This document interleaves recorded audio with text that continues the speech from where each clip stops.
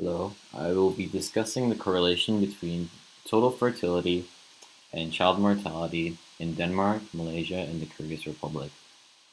As the UN reports, two-thirds of child deaths are preventable.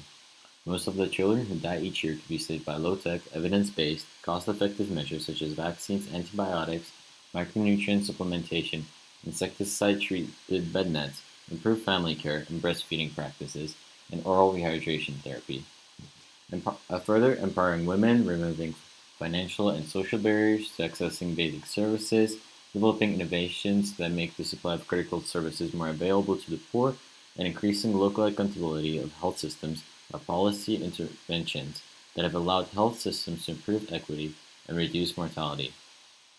In 2013, the world average of children dying before reaching age 5 was 4.6%, down from a whole 9% in 1990.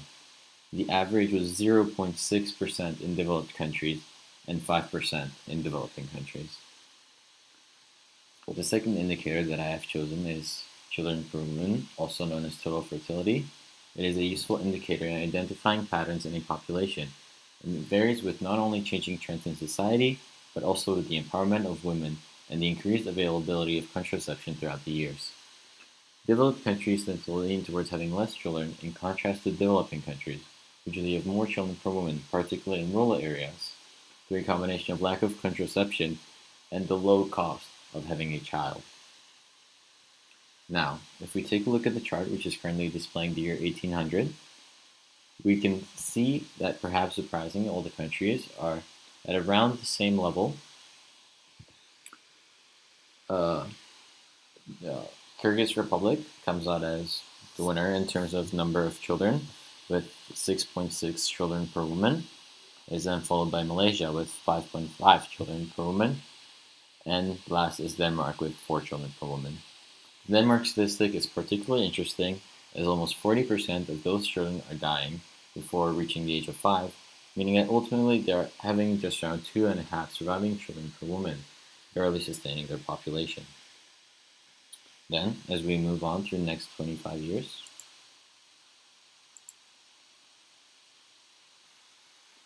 we can see that the only country with any real changing data is Denmark, whose children per woman count rises very slightly from 4 to 4.2. However, this is not a significant enough difference to not be accounted for by regression to the mean, and does not yet show a significant trend. Child mortality, however, drops down to only 35.2%, which is a significant progress. Overall, Denmark improves to approximately 2.7 surviving children per mother. Then, as we continue towards the year 1900, we can see the data in Denmark becoming more jumpy, with significant inconsistencies between years, probably due to poor survey-taking skills at the time. The general trend, though, remains a very slight growth in the fertility rate and a steady decline in the child mortality rate as medicine progresses and more unnecessary deaths are avoided. The two LEDCs join Denmark in its journey towards more healthy children as society continues to progress and as healthcare becomes more standardized globally. In the early 1900s, as we will see here soon. As you can see now, the data is starting to slightly change for the Kyrgyz Republic, and Malaysia soon joins along, although very slowly. They are, however, making progress at a steady pace, slowly catching up to Denmark over time.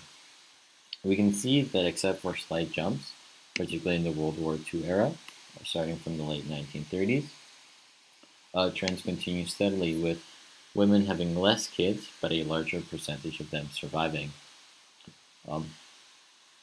Furthermore, another explanation for the dropping in birth rates is a move towards urbanization and the high cost of having a child.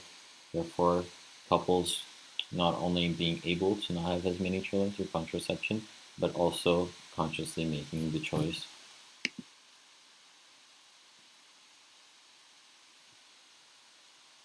Then, as medicine continues to progress, you can see all the countries moving towards less children and lower child mortality.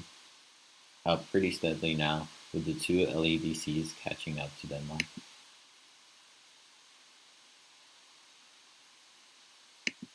Then, somewhat surprisingly, when we look at the early 2000s for the Kyrgyz Republic,